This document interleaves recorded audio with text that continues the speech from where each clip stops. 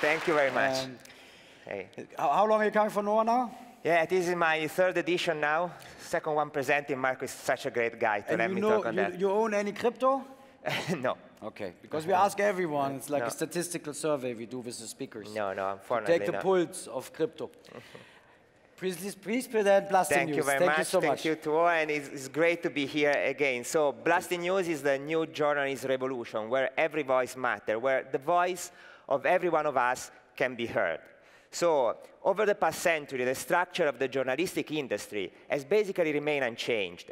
The journalistic industry as a whole has proven to avoid any structural innovation, very adverse to technology, difficult to access for young professionals, and most of all, on a global basis, financially broken. So I really didn't like that. I wanted to change that. And I thought I wanted to make journalism much more accessible, democratic, and meritocratic. And this is why I set up Blasting News. So Blasting News is the first global news magazine, a tech platform connecting top writers with the most engaged audiences. Blasting News relies on 4 key simple principles. The first one is made by the people. So everybody can join the platform, become a reporter, and propose his or her own story. So our news base is produced from freelancers all around the world.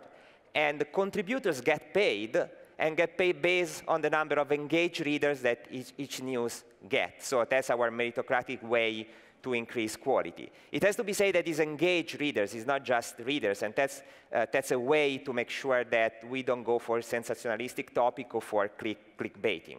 Then second principle is that every single news is curated by a team of professionals. So it's true that everybody can propose stories, but then there is human beings that fact check, curate every single piece of news.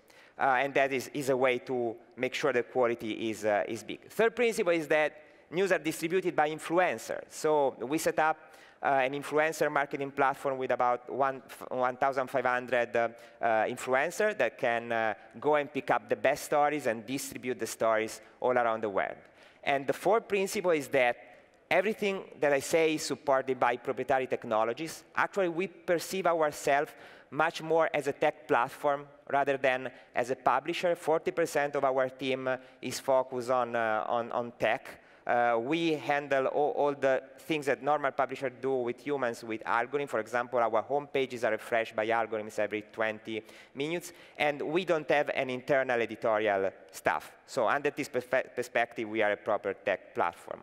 Applying this easy principle is we came with our unique proposition. Unique proposition both for our contributors and for our readers. So what do we offer to our contributors? Well, first of all, editorial freedom, that for journalists is super important. Of course, openness requires responsibility, so that, as I say, we curate all the news. But in principle, we don't have a right or left approach, Trump or Clinton approach. We let write what people want to write. Second, we offer an all-round system. If you are a great video maker or a great writer, but you don't know how to create your audience, we give you the influencer. If you are an influencer, you know how to share content, but you don't know how to create great content, we give you the writers and the video makers. And the two things combined together are very, very powerful. And third, well, we pay well, which is always useful. So our top contributor actually gets $20,000 per month, which is a kind of compensation that you usually doesn't get if you go to work for a traditional magazine. We have a unique proposition to our readers as well, and the first one is the tone of voice that we use. So our news are made by the people, made for the people. That means they come with a language which is very friendly. This is something very appreciated by our readers, and is something very important, especially on mobile, where the consumption of news is much faster, and a friendlier tone tends to help. Then, we organize our content in vertical content, because what we got is that people don't want to get informed about news. You want to get informed about what you care of. So we came with a very vertical structure, mini website that we call channels. And within this website, we offer the best information you can find everywhere on the web. And third is we are setting up a place to discuss, not to get lectured. So that means that, especially inside the channels, we provide the tools to engage not only with the content, but with the people. like people can talk one with the other, basically. And when we started to do that, we saw a great increase in the interaction and engagement, because people really, what they want is to talk with other people, not just to read a piece of content. Now you may say, okay, Andrea, this is great, this is unique, brilliant, fine, but does it work? Is a legitimate question, actually. So apparently it seems working quite well. It's launched in mid-2013. We achieved 100 million unique on-site readers per month during this year. And we still keep on growing decently. Some of our operational KPIs is we are the 157 most read website in the world according to Alexa ranking. We do have more than 2,500 active writers every month on the platform. We publish roughly 25,000 news and 11,000 videos. We generated 250 million video views per month, and we have 200 vertical channels with some related community. We have been selected and funded by Google D&I last year as well. So operationally wise, the company is going well. And if you look at the velocity of the growth, it's quite interesting, because Blasting News is growing as fast as Snapchat, as faster than Facebook in their respective startup phases. So it took to them 44 months to reach 100 million active users on our platform. That is the same time that was needed by Snapchat, and 10 months faster than Facebook. So somehow it's an encouraging league. And we have been able to do it because, again, we are a platform. We are not really a publisher.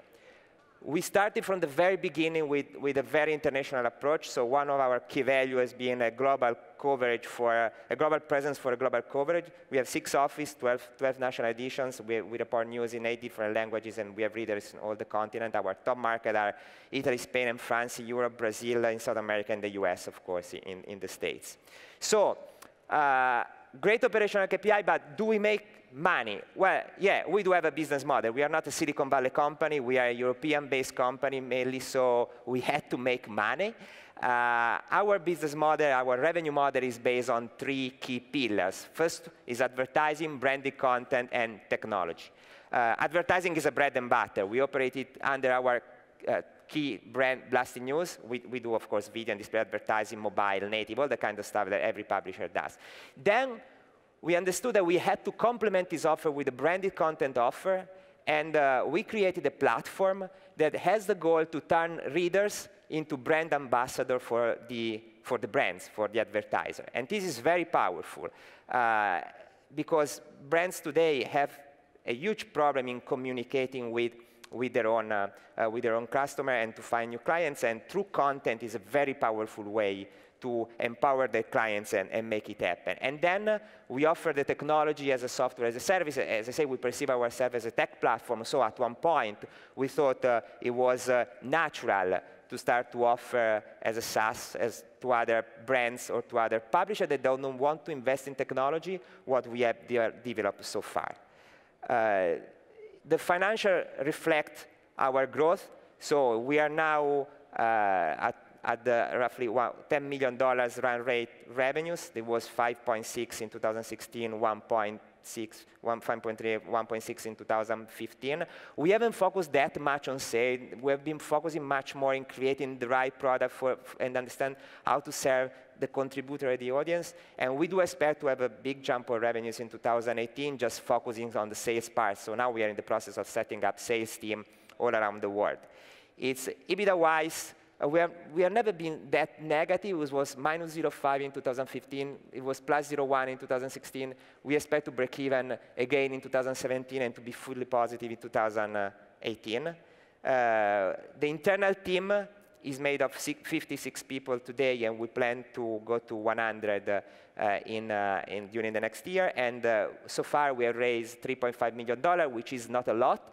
And that's quite something that is a milestone for us, is important in the sense that we prove that this system is not only effective in generating results, but is also efficient in terms it doesn't burn so much cash.